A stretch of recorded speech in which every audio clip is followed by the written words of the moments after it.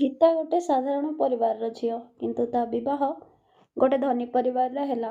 ତା ସ୍ୱାମୀ ବିଦେଶରେ ଜବ୍ କରନ୍ତି। ବିବାହର ମାସେ ପର୍ଯ୍ୟନ୍ତ ସବୁ ଠିକ୍ ଠାକ୍ ଚାଲିଥିଲା। ଗୀତା ସୁଖୀ ଅନୁଭବ କରୁଥିଲା। ହେଲେ ବିବାହର କିଛି ଦିନ ପରେ ତା ସ୍ୱାମୀ ବିଦେଶ ଚାଲିଗଲେ।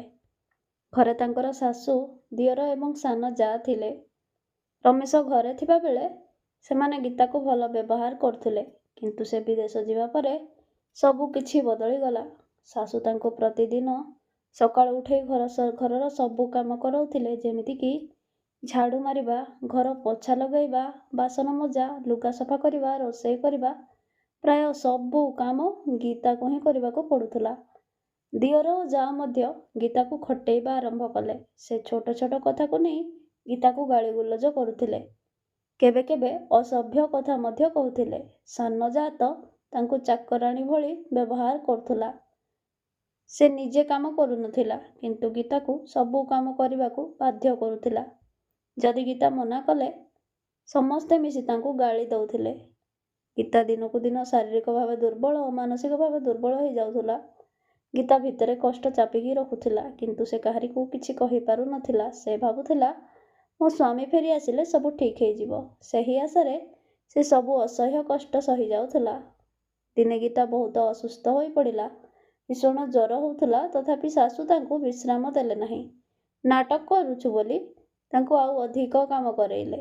ଗୀତା ଦୁଃଖରେ ଏବଂ ଅସହାୟତାରେ ନିଜକୁ ଭଗବାନଙ୍କୁ ସମର୍ପଣ କଲେ। ସେହି ସମୟରେ ରମେଶ ଅଚାନକ ଘରକୁ ଫେରି ଆସିଲେ। ସେ ଦେଖିଲେ ଗୀତାର ଅବସ୍ଥା ବହୁତ ଖରାପ। ମୁହଁ ଫିକା ପଡ଼ିଯାଇଛି, ଶରୀର ଦୁର୍ବଳ ଆଉ ଆଖିରେ ଲୁହ। ସେ ସବୁ ବୁଝିଗଲେ ଯେ ତାଙ୍କ ଅନୁପସ୍ଥିତିରେ ଗୀତା ସହ କ'ଣ ହେଉଥିଲା। ରମେଶ ରାଗିଗଲେ। ସେ ନିଜ ମା, ଭାଇ ଏବଂ ଭାଇ ବୋହୂଙ୍କୁ ଡାକି କହିଲେ, ଗୀତା ମୋ ସ୍ତ୍ରୀ, ଏ ଘରର ଚାକରାଣୀ ନୁହଁ। ଯଦି ତୁମେ ତାକୁ ସମ୍ମାନ ଦେଇପାରିବନି, ତେବେ ମୁଁ ଏଠାରେ ଗୀତାକୁ ରଖିବି ନାହିଁ, ସାଙ୍ଗରେ ନେଇକି ଯିବି।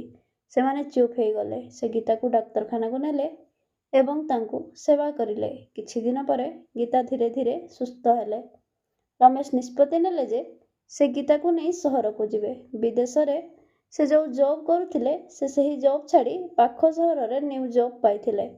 ରମେଶ ଗୀତାକୁ ସେହି ଜାଗାକୁ ନେବା ପାଇଁ ନିଷ୍ପତ୍ତି ନେଲେ। ଅନ୍ତତଃ ସେଠିକି ଗଲେ ଦୁହେଁ ଶାନ୍ତିରେ ରହିପାରିବେ।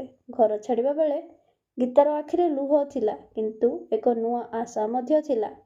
ସେ ଭାବିଲେ, ଦୁଃଖ ସଦା ରହେନି ସାଙ୍ଗମାନେ, ହଁ, ଦିନେ ନା ଦିନେ ନ୍ୟାୟ ମିଳେ। କାହାଣୀଟି ଯଦି ଭଲ ଲାଗିଥାଏ, ତାହେଲେ ଲାଇକ୍ କରିବେ, ଚ୍ୟାନେଲକୁ ସବସ୍କ୍ରାଇବ୍ କରିବେ।